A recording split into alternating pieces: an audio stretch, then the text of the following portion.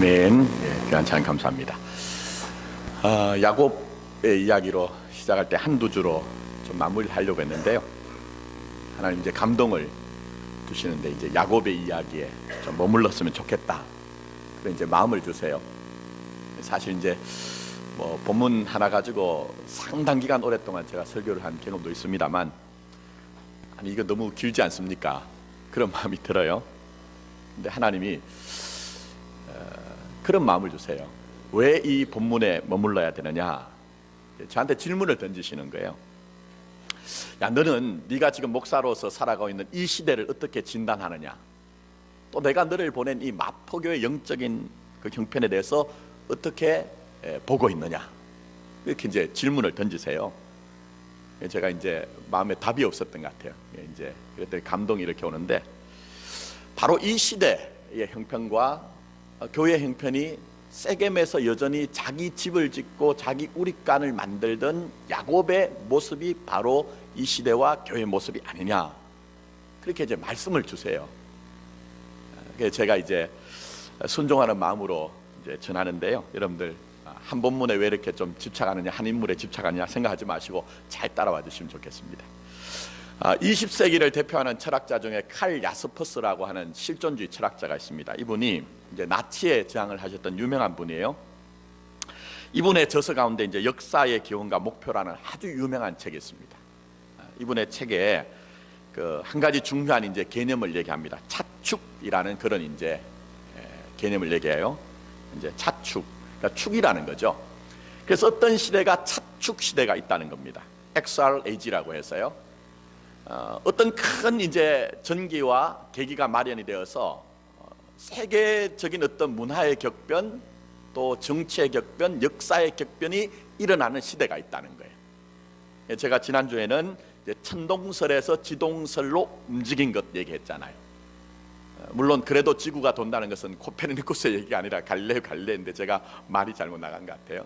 근데 어쨌든 그 이제 천동설에서 지동설로 지구가 중심이 아니라 지구가 태양을 돈다는 어떤 그런 현상에 대한 이해가 단순히 우주에 대한 이해만이 아니라 그것으로 말미암아서 정치와 경제와 문화와 역사와 심지어는 종교와 인간에 대한 관점조차도 격변이 일어났죠. 완전히 새로운 시대를 만들었죠. 그런데 우리의 신앙에도요, 이런 이제 차축 시대가 있어야 됩니다. 뭔가 축이 움직이는 경험이 있어야 됩니다. 물론 그것을 요한복음에서 우리 주님께서는 네가 하늘로 거듭나야 된다, 게네땐 아뇨땐이라고 얘기를 했어요.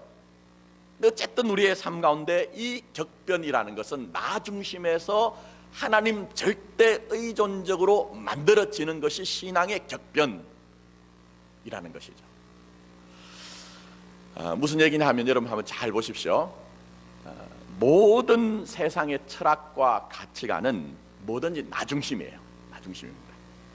어떤 일을 하든지 내가 중심이 되고 내 원함이 이루어지지 않으면 내 기분이 별로 기쁜 건 아니에요. 상한 마음이 생기고 또 그것 때문에 아픈 것이 우리의 인간의 본질과 실존입니다.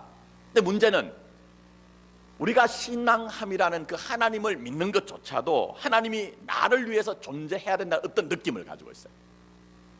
그러니까 무슨 얘기냐, 하나님이 내게 유익이 되는 그 한도 안에서만 하나님을 하나님으로 인정한다는 것이죠.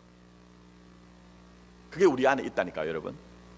그래서 우리 안에 일어나는 많은 불평과 원망의 이유가 딴 것이 아닙니다. 하나님이 나를 위해 존재하지 않거나 나를 위해서 일하는 것을 느낄 수 없을 때 우리는 금방 종종 때때로 불평하기도 원망하죠.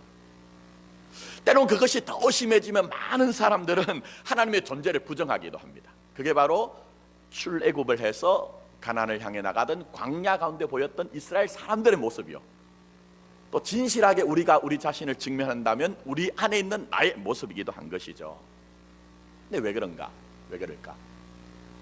사실은 우리가 믿는다는 것은 이 교회를 들어오는 순간부터, 우리가 예수를 우리가 믿기 시작한 순간부터 우리의 삶의 전체는 믿음입니다. 그래서 사실은 교회에 나오시는 많은 분들이 그 입술에서 믿음이라는 것이 전가의 보도처럼 떠나지 않습니다. 근데 제가 교회 현장에서 만난 많은 분들은 믿음을 오해하고 계세요. 무슨 얘기냐? 믿음을 믿음이라는 그 고유한 의미와 가치에서 생각을 하는 것이 아니라 믿음을 전부 다 수단과 방법화를 시켜놓았어요.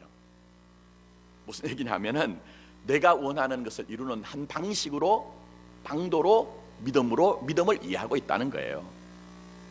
그래서 사실은 우리가 참 급하고 어려울 때는 믿음을 붙드는 것처럼 보입니다. 하나님 앞에 나가서 하나님 아니면 안 되는 것처럼 절절한 가슴을 안고 하나님 좀 도와주십시오 그렇게 합니다. 근데 믿음을 방법으로 택했기 때문에 때로는 그 문제가 지나가면, 아니면 또 다른 좋은 방법이 우리에게 등장을 하면 마치 하나님이 없는 것처럼 살아가는 것이 우리의 모습이더라는 거예요. 여러분, 그게 바로 우리의 모습이더라는 거죠. 그래서 그 대표적인 인물이 야곱입니다.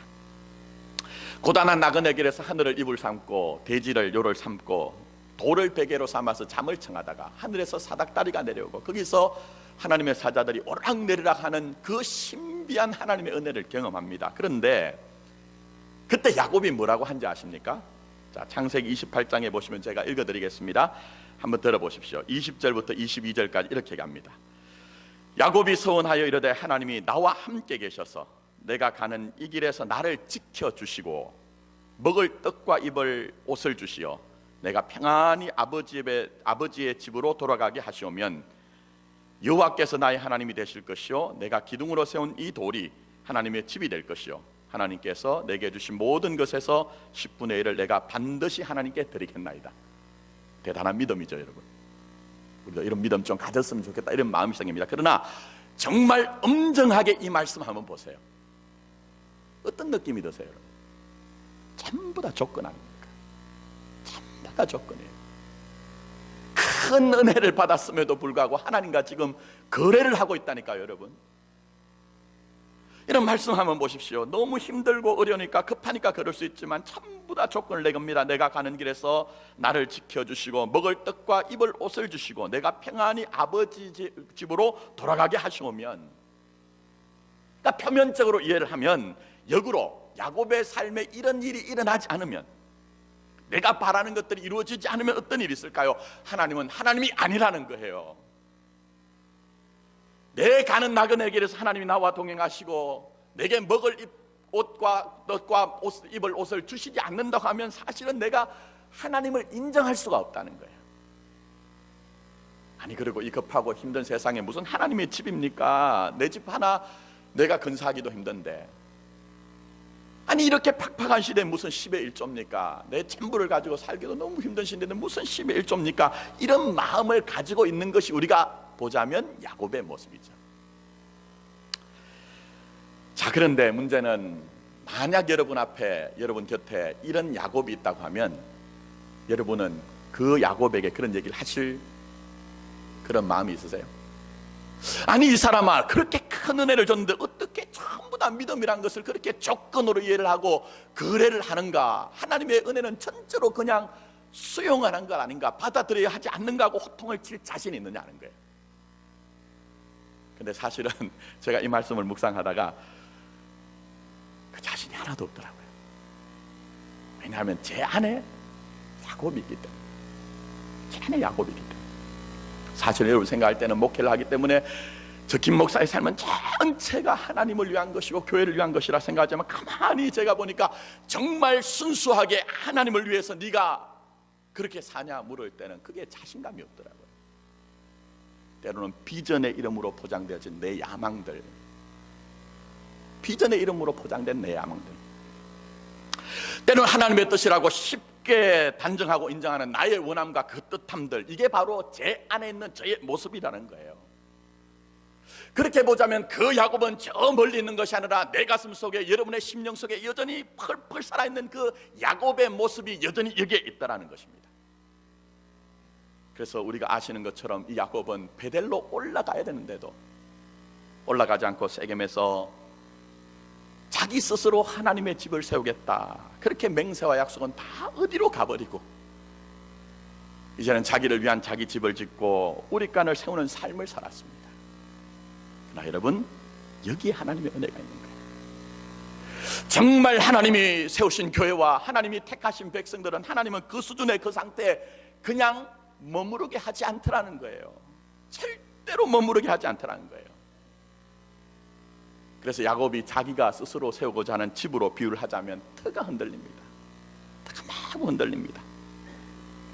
울타리와 당벼락이 넘어집니다. 지붕이 벗겨지는 일들을 다 경험을 했죠. 그게 바로 창세기 1장에 나오는 첫 번째 창조가 있기 전에 그 전존재적인 혼돈과 공허와 흑암을 이 야곱이 경험을 한 거예요. 근데 놀라운 하나님의 은혜는 역설적이게도 이 혼돈 가운데 철저하게 하나님의 법과 식을 배워나가게 하십니다. 이것이 하나님의 은혜인 것이 공허함 가운데 새로운 삶의 가치와 의미를 체득하게 하십니다. 이것이 하나님의 은혜인 것이 그 어둠 가운데서 어둠을 싫어하는 자가 되게 하고 빛을 지향하고 빛을 향해 나가게 하십니다. 그래서 드디어 10년 만에 하나님이 그를 다시 만나시고 10년 만에 하나님께서 베델로 일어나 올라가라고 말씀을 하신 것이죠. 그런데 이 모든 사건들, 이걸 통해서 하나님이 야곱에게 뭘 배우게 하신 것입니까? 또한 지난 우리가 4주 동안, 아니 이번 주까지 5주 동안 하나님께서 야곱을 대표로 해서 우리에게 무엇을 말씀하시는 것일까요? 그렇습니다. 바로 교회와 신자는 하나님 절대 의존적인 자리에서 발견되고 그렇게 살아야 된다는 거예요.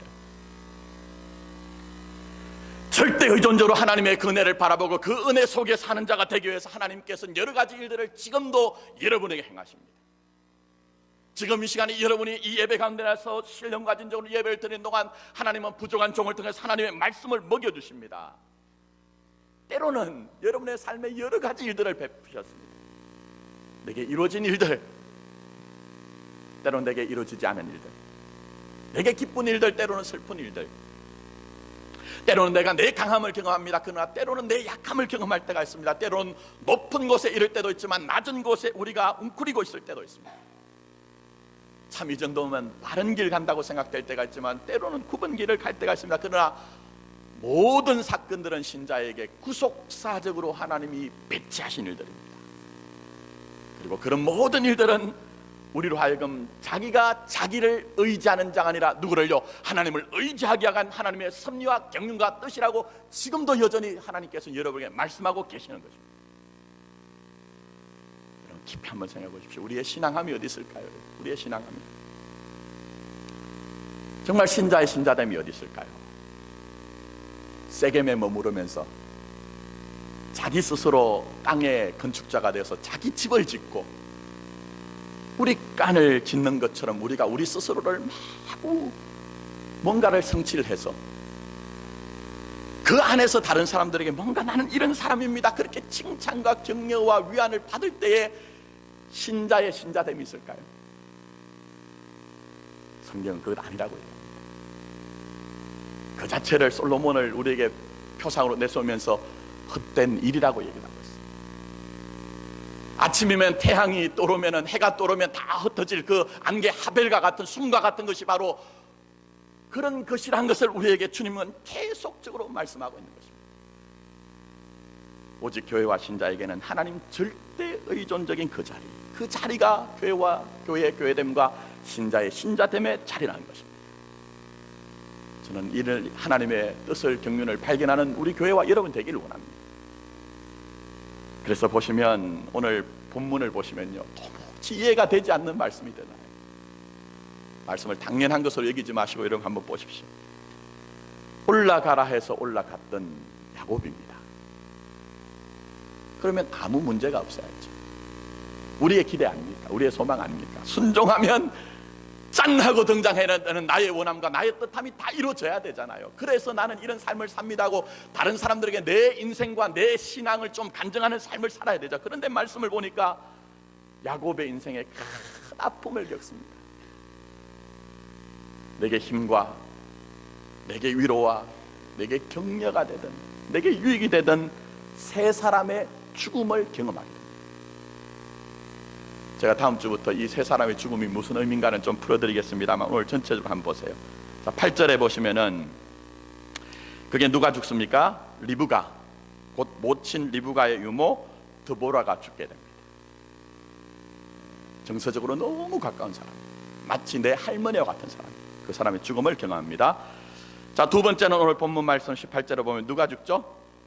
사랑하는 아내 라헬. 내가 14년의 공력을 바쳐서 내 사랑을 확인하고 내 사랑을 획득했던 그 라헬을 지금 잃어버리고 있는 거예요. 자, 그 다음에 마지막에 29절 말씀 보시면 아버지 누구죠?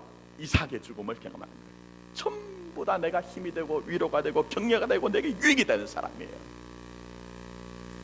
근데 말씀에 순종했는데 왜 이렇게 하라는 거예요? 베델로 올라갔는데 왜 이렇게 하시냐는 거예요. 그러나 하나님은 이 세 사람의 내 곁에 있는 사람들의 죽음을 통해서 결론적으로 이 야곱은 단독자로 하나님을 바라보는 사람이 되게 합니다. 세상에 있는 힘과 능력과 어떤 도움을 의지하는 자가 아니라 절대적으로 하나님을 의존하는 자리로 이끌고 가시는 것이 하나님의 섭리라는 것입니다. 그래서 여러분, 하나님이 교회와 신자에게 역사하시는, 가입하시는 방식은요, 우리가 원하는 방식이 아닐 수가 있어요. 그게 바로 종교와 기독교, 기독교와 종교의 차이예요.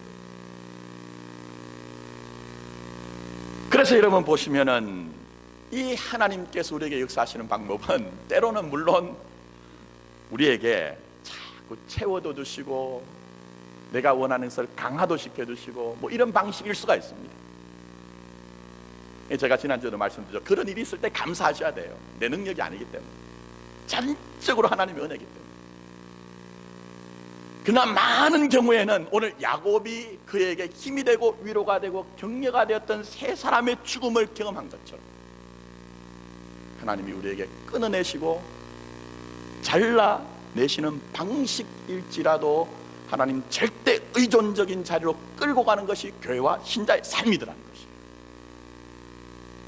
그래서 여러분 요한복음 15장 아시죠? 포도나무와 가지의 비유가 나오죠.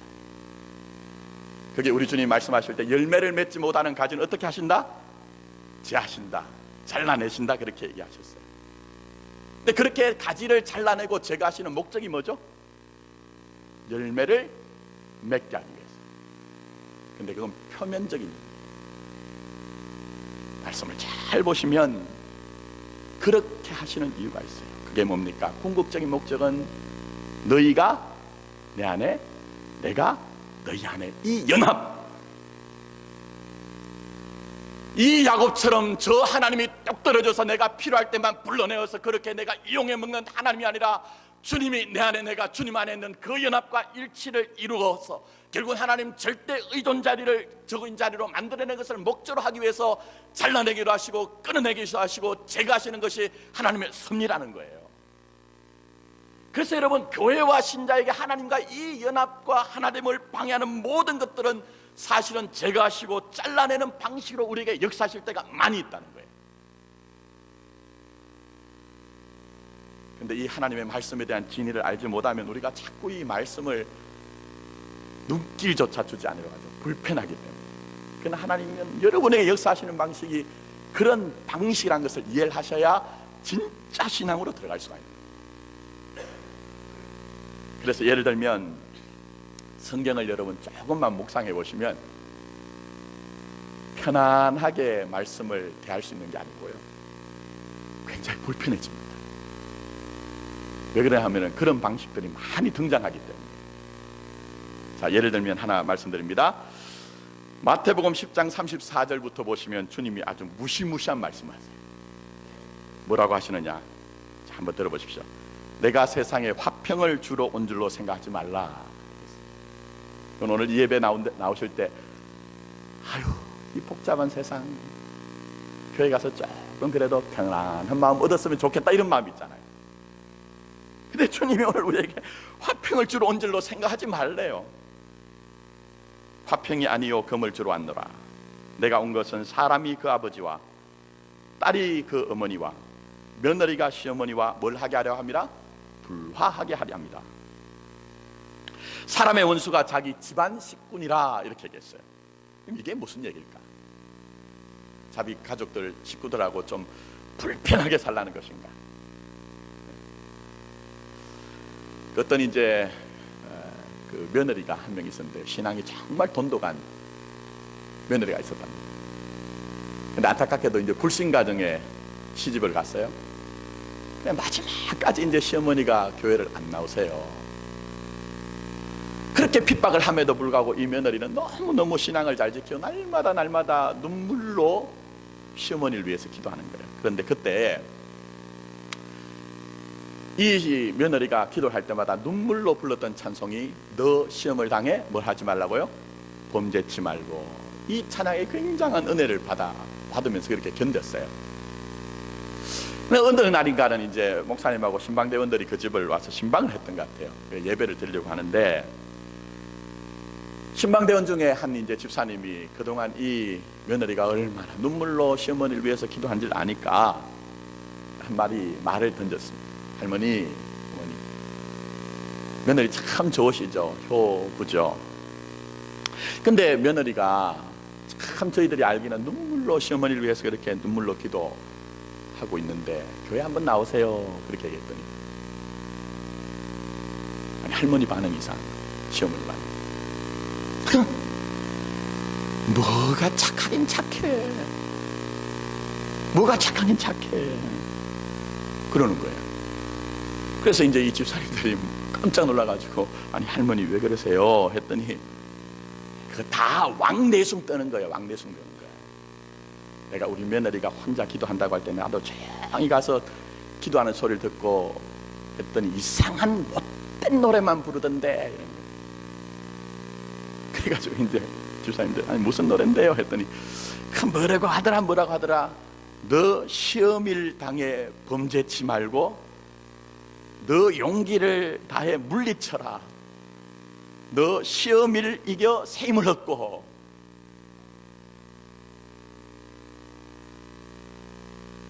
그러니까 시험이란 얘기를 시험이로 들었던 거예요. 오해를 했다는 거죠.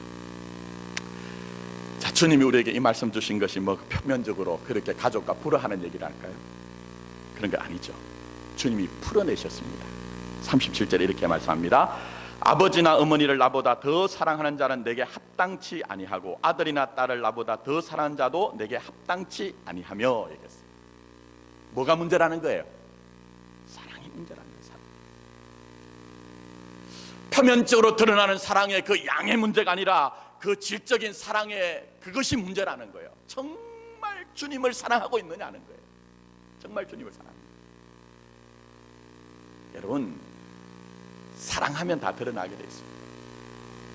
남자들은 말입니다, 여성분들에게 절대로 이길 수가 없습니다. 자식들과의 관계에서 아무리 자식들한테요 남자들이 잘 해줘도 근본적으로 생명과 생명이 연결된 그 어머니와 자식들 사이에 끼어들 수 있을까요? 없을까요? 없습니다. 여러분, 없어요. 그런 기대는 남자분들이 애초에 접으셔야 됩니다. 제가 어릴 때 저희 애들이 2명 아닙니까? 저희 가족은 좀 이제 어릴 때 침대를 이렇게 작은데 모로 이렇게 누워가지고 4명이 잤습니다. 저는 다리가 늘 바깥으로 나왔는데, 그럼 엄마가 중간에 눕고 왼편 오른편에 저희 애들 2이가 누워요. 근데 언제나 그렇지만 이 2 녀석이 엄마만 꼭 끌어안고 자는 거예요. 아빠도 사람 아닙니까? 자식 사랑 좀 확인해보고 싶거든요. 절대로 안 옵니다. 절대로. 근데 제가 한 번은 좋은 수단과 방법은 아니지만 애들한테 얘기했어요. 용돈을 제가 제시하면서 밤에 잘 때 아빠 팔베개 하고 자는 놈은 용돈 줄게. 근데 첫째 놈은요 어느 집이든지 마찬가지지만 심지가 좀 곱습니다. 절대로 안 듣습니다. 근데 둘째 놈은, 막내는요 솔깃해가지고 가끔은 제 팔에 이렇게 자요. 근데 별로 표정은 안 좋아요. 자다가 보면 몸은 저한테 있는지 모르지만 코는 엄마 쪽으로 돌아가요. 그게 사랑입니다. 그게 사랑. 그러니까 사랑이란 게 뭘까요, 여러분? 사람이란 존재는 더 사랑한 쪽으로 마음이 가게 돼 있어요. 사람이란 존재는 그 사랑 가는 쪽으로 내 시간, 열정, 내 모든 능력, 달란트, 내 전 존재가 가도록 되어 있다는 거예요. 근데 이 야곱을 보십시오. 나 하나님 사랑해요라고 얘기했잖아요. 그런데 진짜 그 마음속에서 하나님을 품은 자로 전적으로 하나님과 연합되어서 하나님을 사랑한 것이 아니라 지금까지 내 안에 있는 그 욕망과 내 안에 있는 판단과 내 계획을 끝까지 놓치지 못하고 있잖아요. 그게 바로 세겜에 있는 야곱의 모습입니다. 그래서 마지막 가정으로 하나님께서는 이 베델로 올라가는 이 야곱에게 정말 어려운 가정입니다. 되게 나쁜 것 아닙니다. 날 힘들게 하는 것 아니에요. 그러면 당장 우리가 끊어낼 수가 있습니다. 제가 할 수가 있습니다. 그러나 내게 힘이 되고 유익이 되고 내게 도움이 되는 위로가 되는 그 사람들을 하나님이 끊어내심으로 말미암아 진짜 베델로 올라가는 것이 무엇인지를 깨닫게 하는 것이죠. 베델이 뭡니까? 베델이 장소의 의미가 아닙니다. 장소의 의미가 아닙니다. 바로 야곱이 아니라 이스라엘로 하나님 절대 의존적이 되는 것이 베델의 의미예요. 이 땅에서 내 행복을 위해서 내 인생을 경영하면서 내가 이 땅의 건축자로서 내가 내 집을 짓고 내가 우리간을 지으면서 하나님 없이도 살 수 있는 자처럼 생각했지만 베델 하나님의 집 성전으로 완성되어진 자로 하나님과 연합되는 것이 베델의 의미인 것입니다.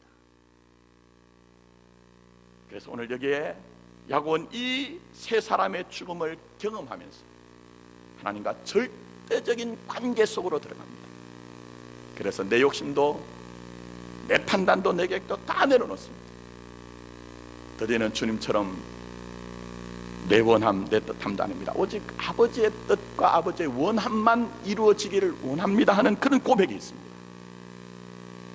더 소중한 것은 이제는 하나님 외에 어떤 것도 힘과 능력과 위로가 되지 않는다는 사실을 알고 오직 하나님만 의뢰하고 신뢰하는 자가 되었다는 것입니다.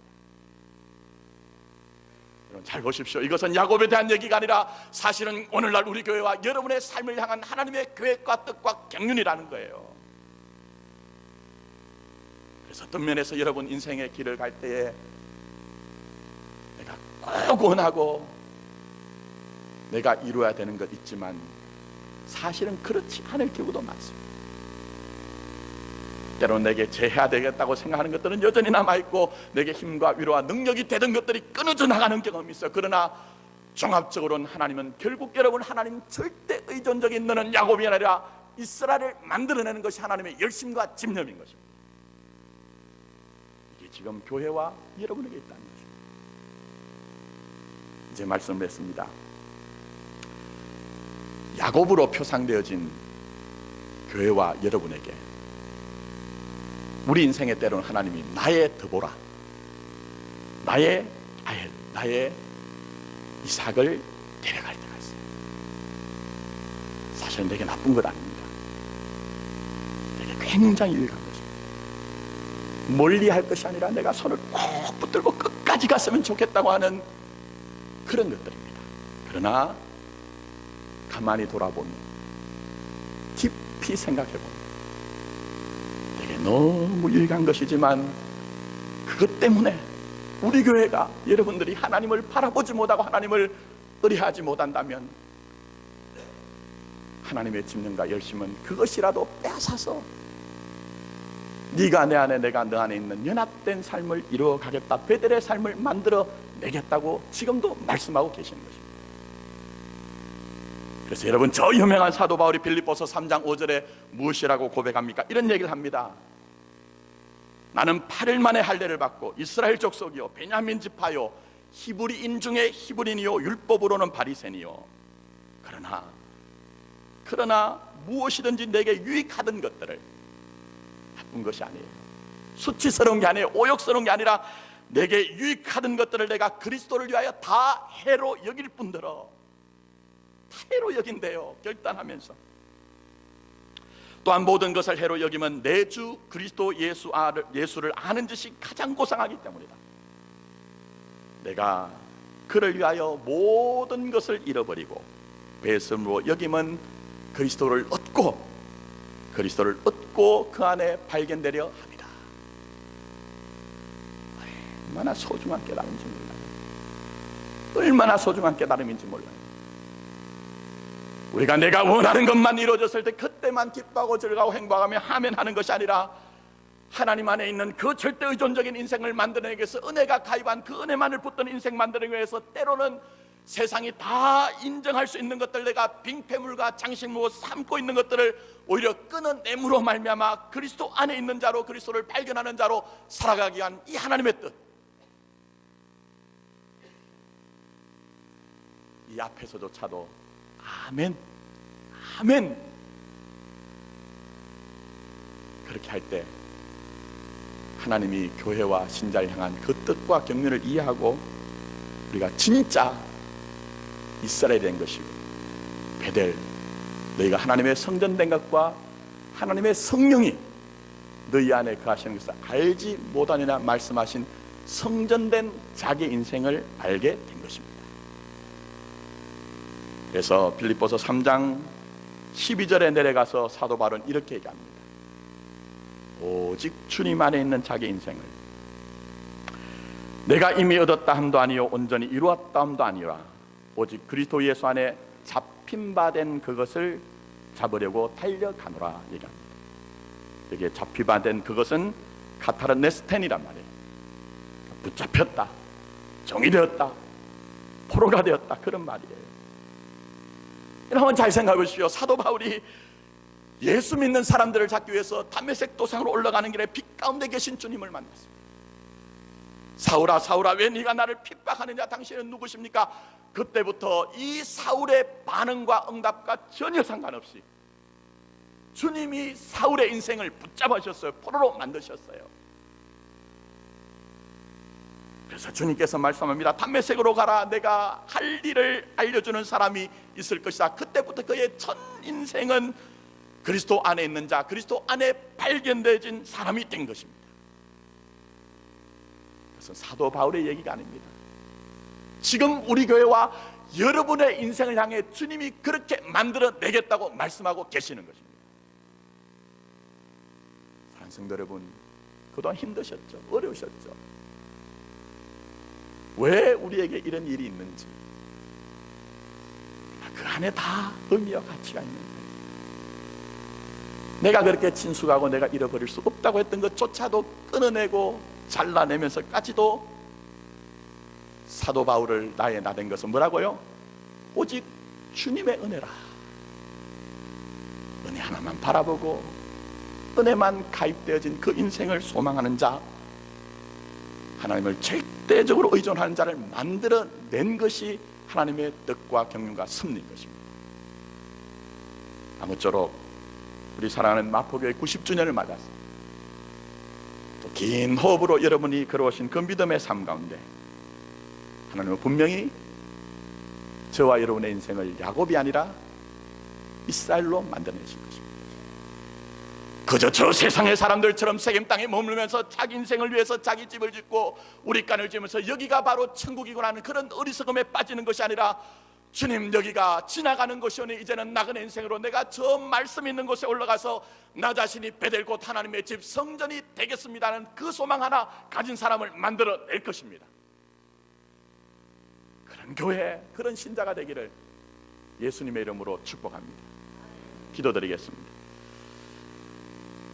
하나님의 말씀이 우리에게 떨어짐에도 불구하고 그것 알지 못하기 때문에 세상 사람들과 방불하게 세겜 땅에 머물면서 자기 집을 짓고 우리간을 만들던 야곱, 그것이 바로 우리 교회의 모습이요 우리의 자신의 모습이라는 것을 돌아봅니다.